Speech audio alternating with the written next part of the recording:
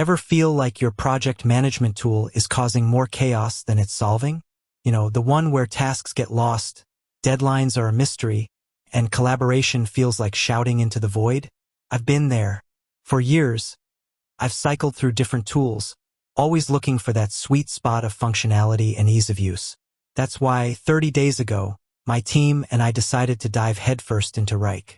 It's one of the big names in project management software, lauded for its robust features and scalability. But is it just hype, or is it the real deal for everyday teams? This isn't a sponsored review. This is my honest, unvarnished take after spending a full month navigating Wrike's interface, using its core features, and integrating it into our daily workflow. If you're currently evaluating Wrike or looking to upgrade your current PM system, stick around, because I'm going to break down the good, the tricky, and whether it's earned a permanent spot on our digital desk. The good, what really impressed me. First, let's talk about the positives. The feature that immediately stood out was Wrike's custom workflows. This isn't just your standard to-do in progress done. We were able to tailor the status labels to perfectly match our specific content creation pipeline. Things like drafting, internal review, client approval, and scheduling. This granular control meant there was zero ambiguity about a task stage, which drastically cut down on status check-in meetings. Next is the reporting and analytics. The pre-built reports are fantastic, but the ability to create custom, shareable performance reports was a game-changer. Within seconds, I could pull up a report showing which projects were nearing deadline and even identify bottlenecks by seeing which team members had the most tasks in the review status. For a manager, this clarity is priceless. Finally, the task management itself is incredibly powerful.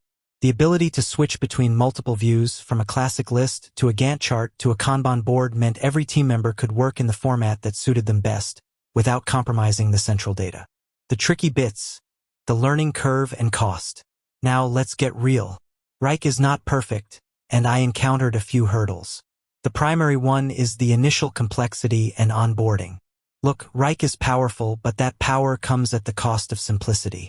For our team members who were new to sophisticated PM software, the first week was a bit overwhelming.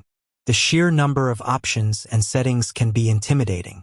Plan on investing a solid few hours into training and setup to truly master its structure of spaces, folders, and projects. The second factor you have to consider is the cost structure. Wrike operates on a tiered pricing model, and to unlock those powerful features I just raved about, like custom workflows and advanced reporting, you need to be on the business or enterprise plan. While the features justify the price for a scaling team, budget-conscious smaller teams might find the essential features locked behind a higher paywall, which is definitely something to weigh against competitors.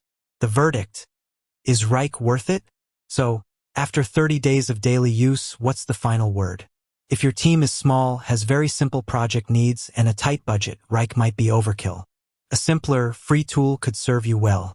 However, if your team is scaling, if you need to manage multiple complex projects simultaneously, or if stakeholder reporting and performance visibility are critical to your success, Wrike offers a level of functionality and customization that few competitors can match. It took us time to set up, but the investment is paying off in massive time savings, clearer communication, and a significantly more transparent workflow. It's a professional-grade tool built for professional-grade challenges. Wrike is staying in our stack. It moved us from managing tasks to managing projects strategically. With that said, thanks for watching, and until next time.